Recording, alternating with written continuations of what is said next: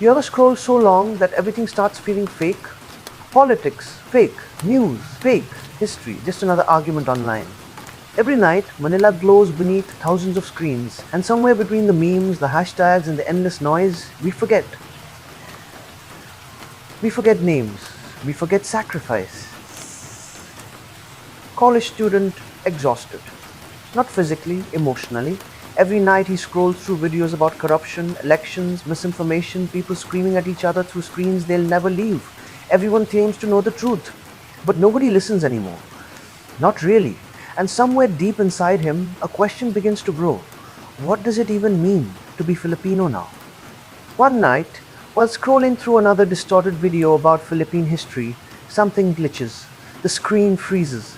The audio stretches, voices overlapping, static crawling across his phone like it's alive. Then suddenly, silence. Not as a statue, not as a face printed in textbooks. Ink scratching against paper beneath candlelight. And before Miggs can even react, the room disappears. Colonial Manila surrounds him. Rain falls across cobblestone streets. Spanish soldiers march through the dark. Filipinos lower their heads in silence.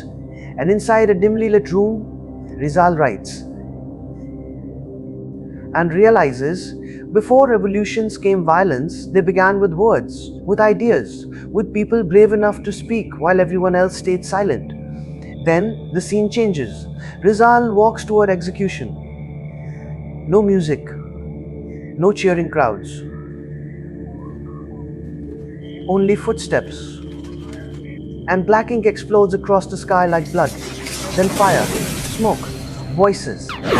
Look at this betrayal. They take our land and our lives. We cannot surrender to this tyranny. We must fight! The Katipunan. Andres Bonifacio stands surrounded by revolutionaries hidden beneath candlelight.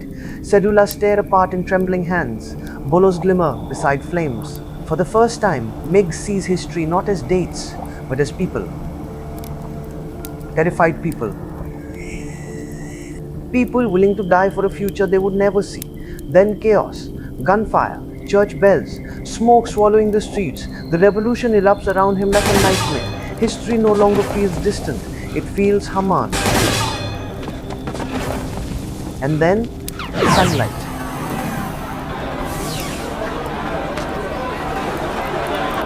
Warm, golden, beautiful sunlight.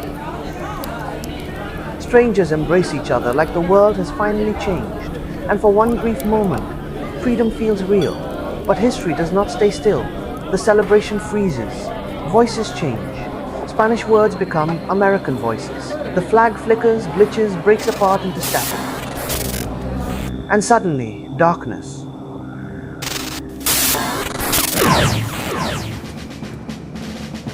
Martial law.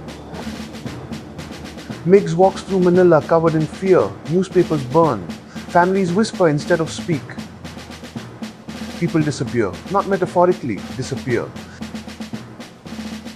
And what terrifies him most is the silence, because silence spreads slowly, quietly.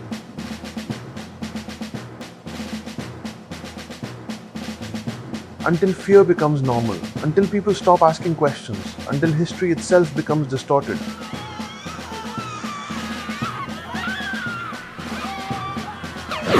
Candles glowing beneath rain, millions mourning one man, Ninoy Aquino.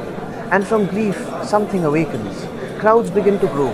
Prayers fill the streets. People stand before tanks armed with nothing except faith, except courage, except each other. EDSA, people power. But with unity.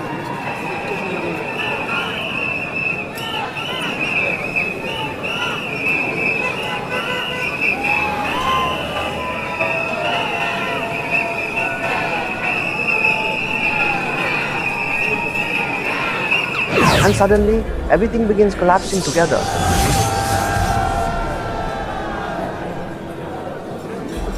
Rizal's ink becomes protest graffiti.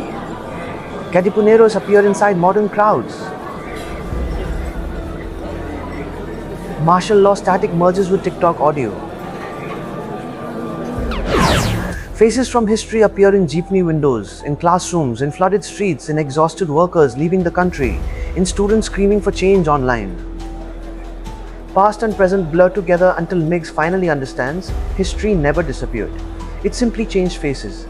And when he finally returns to modern Manila, the city no longer feels empty. Traffic still screams, phones still glow. He sees generations carrying memories they were never taught to understand. And for the first time in his life, he stops scrolling.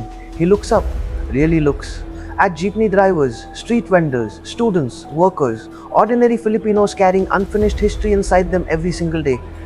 Because the Philippines was never just a country. It was always a story interrupted,